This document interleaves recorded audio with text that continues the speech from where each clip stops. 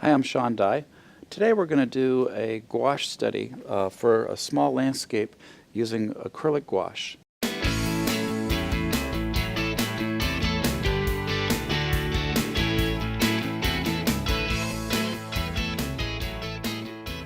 The acrylic gouache is designed to look and feel like regular gouache, which is opaque watercolor. But the fun thing about these is that they're acrylic based, so they're waterproof. So you can lay down color, put more color on top of it, and you don't have to worry about lifting or smudging your color. It's great for landscapes, for all types of painting, but also it's great for illustrators because it dries with a matte finish and it's very easy to photograph. So what I'm going to do is I'm going to sketch. I have a photograph of a stormy sky here in, this is in Vermont, probably about a half hour from my house in Georgia, Vermont. And what I'm sketching with is charcoal pencil. And I'm working on a piece of illustration board. Now you'll notice that I already have a color on my board.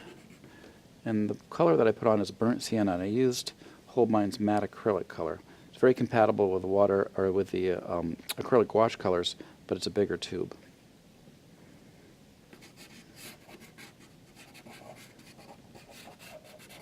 So I'm just going to sketch out my big shapes.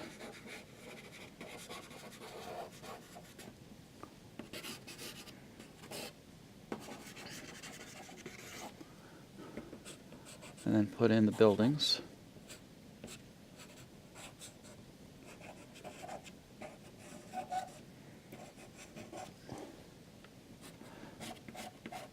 You can use this technique as a way to warm up for a painting if you're going to do a large oil painting or a pastel painting. But you can also use these paints for the finished product.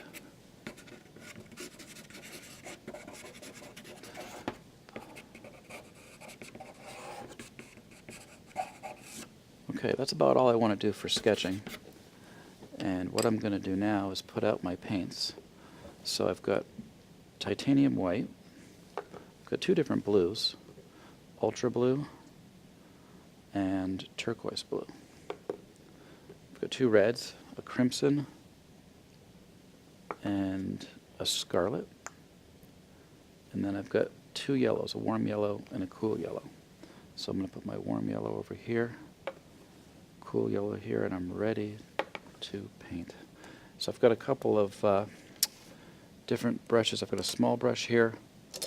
I've got about a 3/8 inch and a 1/2 inch. They're all nylon brushes. I'll start with a middle-sized brush. What I'm going to do is start right in the middle of my painting here and work my way out.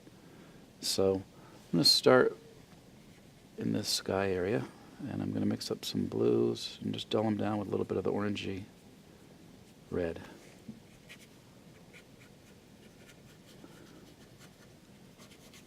So the reason I took that picture was mainly because of the crazy stormy sky. It was very exciting.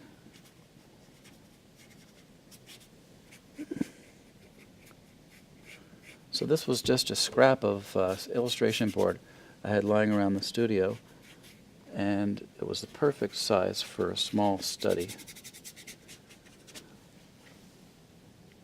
Up in the these dark clouds up here can be done with taking both reds, the orange red and the crimson, and move them into my blue.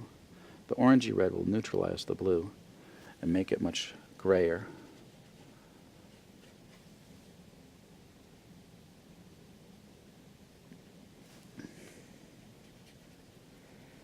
Now the acrylic gouache dries very quickly, so you sort of work rapidly.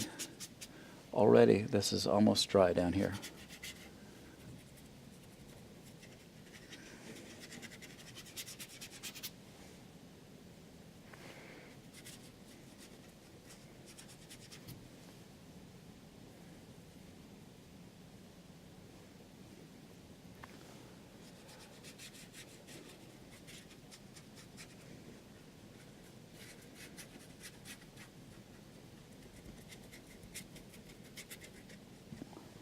It gets a little lighter at the bottom here, so we'll let the color get a little bit lighter.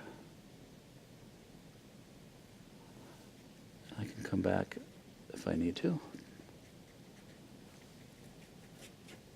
Okay, so let's move on to the next largest shape is the middle area here with these really bright green grasses. So I've got my yellow, my lemony yellow here, pulling a little bit of the warm yellow. So I've got the blue and both yellows, and that's going to help me get this green color in the middle ground.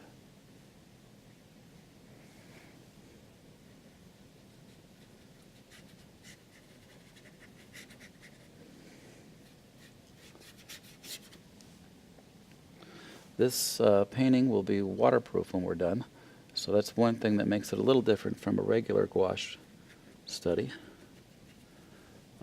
You can put other things on top of it. One of my favorite things to put on top of acrylic gouache is oil pastel. Oil pastel is fun on top of acrylic gouache.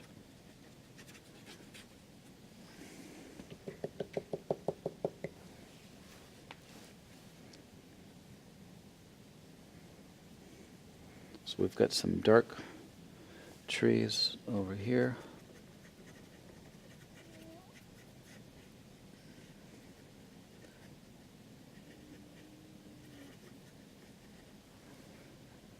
And one way back there.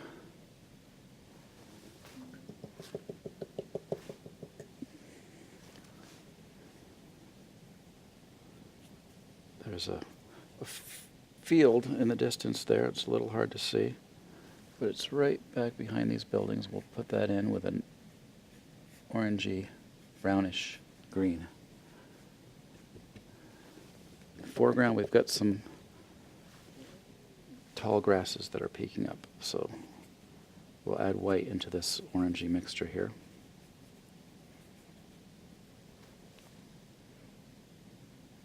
Using a flat brush, and I can get those thin strokes by just sort of flicking it in a vertical manner.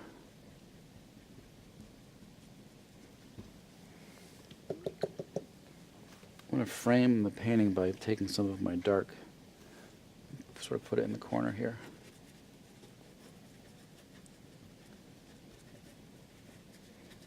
Now I'm going to switch to a smaller brush and see if I can get some of the buildings in. I don't have to be too specific right now in this little study, as long as we have the basic shapes.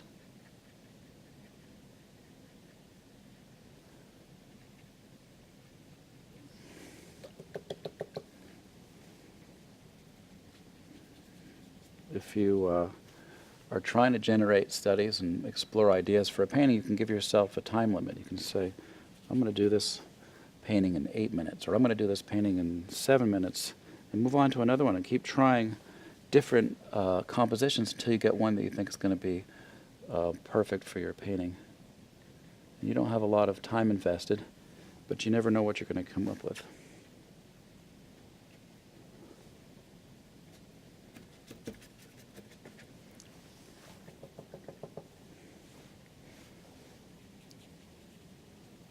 This little field can get a little lighter over there. Put some windows in my building, my big building here.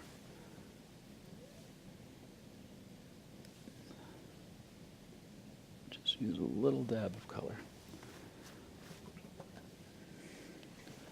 And the final thing I'll do is just put a little bit of gray in the bottom of the cloud here. Or bottom of the sky. Some gray clouds there.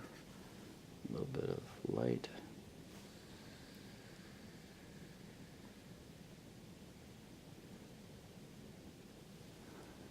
Okay, so we'll let that dry, and that'll be a study for a painting. Thank you for joining me. I'm Sean Dye. You can check out my artwork at SeanDyeStudio.com, and you can see more free art lessons at jerrysartarama.com.